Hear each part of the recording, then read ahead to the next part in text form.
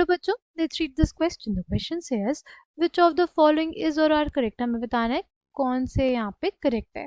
ठीक है. Key concept for this question is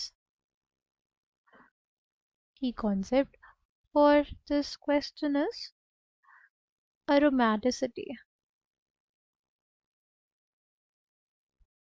ठीक. सबसे पहले हम लोग देखते हैं ऑप्शन बी को. ये जो डबल बॉन्ड है वो हमारे पास अगर कुछ ऐसे ब्रेक हुआ कि इसके ऊपर नेगेटिव चार्ज और इसके ऊपर पॉजिटिव चार्ज, तो क्या होगा. तो हमारे पास ये साइक्लोपेंटाडाइईन क्या हो जाएगी, ये एरोमेटिक हो जाएगी, क्योंकि इसके पास कितने इलेक्ट्रॉन्स हो जाएंगे, टोटल 6 इलेक्ट्रॉन्स हो जाएंगे. हर एक एटम इसका sp2 हाइब्रिडाइज्ड है और रिंग भी हमारी क्या होगी, प्लेनर होगी. ठीक. तो एरोमेटिसिटी की जितनी भी सारी कंडीशंस हैं फुलफिल हो रही है इसमें. इसमें कितने इलेक्ट्रॉन्स हो गए, 6 पाई इलेक्ट्रॉन्स. एरोमेटिसिटी की कंडीशन होती है 4n+2 पाई इलेक्ट्रॉन्स प्रेजेंट होने चाहिए, राइट. और इसमें 6 पाई इलेक्ट्रॉन्स प्रेजेंट है. ठीक. और इसमें हमारे पास जो रिंग है वो प्लेनर भी है और हर एक एटम sp2 हाइब्रिडाइज्ड भी है. इस वजह से ये जो रिंग है हमारे पास क्या हो जाएगी, एरोमेटिक हो जाएगी. ठीक. सेकंड के केस में देख, सेकंड वाली जो रिंग है देखो, उसमें भी हर एक एटम क्या है, sp2 हाइब्रिडाइज्ड है. रिंग भी हमारी क्या हो जाएगी, रिंग भी हमारी प्लेनर है और उसमें भी 4n+2 पाई इलेक्ट्रॉन्स हैं. n की वैल्यू उस केस में क्या हो जाएगी, वो हो जाएगी 2. ठीक. तो यानी ये भी रिंग हमारे पास क्या है, ये भी रिंग हमारे पास अरोमेटिक है. यानी ये रिंग भी हमारे पास क्या है, अरोमेटिक है.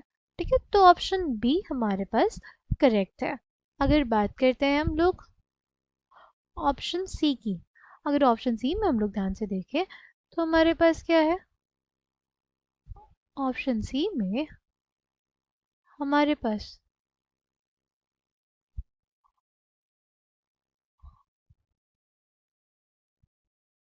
ये है. अगर ये बॉन्ड हमारे पास कुछ ऐसे ब्रेक की, अगर ये बेसिकली बॉन्ड हमारे पास कुछ ऐसे ब्रेक की कि इस पे पॉजिटिव इस पे नेगेटिव, तो हमारे पास इसमें कितने इलेक्ट्रॉन्स हो गए, 8 पाई इलेक्ट्रॉन्स हो गए. 8 पाई इलेक्ट्रॉन्स किससे कॉरेस्पॉन्ड कर रहे हैं, 4n पाई इलेक्ट्रॉन से, जो किसके लिए होते हैं, जो एंटी एरोमेटिक रिंग्स के लिए होता है. एंटी एरोमेटिक रिंग्स के लिए होता है. इसमें हर एक एटम sp2 हाइब्रिडाइज भी है और रिंग क्या है, प्लेनर भी है. बट सिंस इसमें 4n पाई इलेक्ट्रॉन से, इस वजह से ये रिंग क्या हो जाएगी, ये हो जाएगी एंटी अरोमैटिक. क्या हो जाएगी, एंटी अरोमैटिक. ठीक.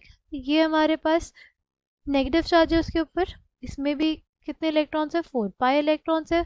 4 पाई इलेक्ट्रॉन्स यानी करस्पॉन्ड कर रहा है 4n पाई इलेक्ट्रॉन से, यानी ये रिंग भी हमारे पास क्या हो जाएगी, एंटी एरोमैटिक हो जाएगी.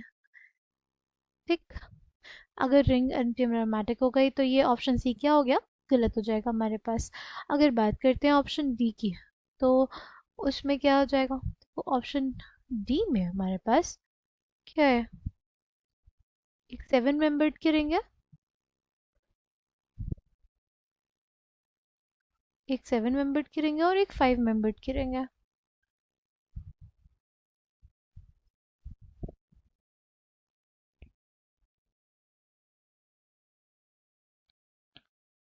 तो यहाँ पे हमारे पास अगर पॉजिटिव चार्ज है, यहाँ पे नेगेटिव. देखो इसमें टोटल इलेक्ट्रॉन्स कितने, 6 पाई इलेक्ट्रॉन्स, राइट. देखो 3 पाई बॉन्ड्स है ना हमारे पास, 6 पाई इलेक्ट्रॉन्स, यानी करस्पॉन्ड कर रहे हैं किससे, 4n+2 पाई इलेक्ट्रॉन से. ठीक. हर एक स्पीशीज यहाँ पे sp2 हाइब्रिडाइज्ड है और रिंग हमारे पास क्या है, प्लेनर. इस वजह से हमारे पास क्या हो गया, अरोमैटिक हो जाएगा. ठीक. ये हमारे पास क्या हो जाएगा, एरोमेटिक हो जाएगा. ठीक. अगर नेक्स्ट वाले की बात करते हैं, देखो इसमें भी हमारे पास 6 पाई इलेक्ट्रॉन्स हो गए, 2 पाई बॉन्ड्स और 2 इलेक्ट्रॉन्स ये नेगेटिव चार्ज वाले. 6 पाई इलेक्ट्रॉन्स हो गए, हर एक एटम sp2 हाइब्रिडाइज्ड है और हमारे पास प्लेनर सिस्टम है. तो रिंग्स क्या हो जाएंगी हमारे पास, अरोमैटिक. दोनों ही अरोमैटिक, यानी ये सिस्टम भी अरोमैटिक सिस्टम हो जाएगा. तो ऑप्शन डी हमारे पास करेक्ट हो गया, ऑप्शन बी करेक्ट हो गया। फिर हमारे पास है साइक्लोऑक्टाटेट्राईन। साइक्लोऑक्टाटेट्राईन, ये जो रिंग होती है हमारे पास साइक्लोऑक्टाटेट्राईन, ये कैसी होती है? ये बेसिकली टब शेप्ड होती है। ये कैसी होती है? ये बेसिकली टब शेप्ड होती है। ठीक है, यहाँ पे प्लैनरिटी की, प्लेनर नहीं होती, प्लैनरिटी की जो कंडीशन होती है वो फुलफिल नहीं होती है। ठीक है, इस वजह से हमारे पास ना ये एरोमेटिक है ना ये एंटी एरोमेटिक है। ये क्या होती है? साइक्लोऑक्टाटेट्राईन होता है हमारे पास नॉन अरोमैटिक। साइक्लोऑक्टाटेट्राईन हमारे पास होता है नॉन अरोमैटिक। ठीक, तो ऑप्शन ए हमारे पास इनकरेक्ट है, ऑप्शन बी करेक्ट है, ऑप्शन सी इनकरेक्ट है और ऑप्शन डी करेक्ट है। यहाँ पे कौन कौन सा ऑप्शन करेक्ट है? Option B and option D. I hope you understood it well. Thank you and all the best.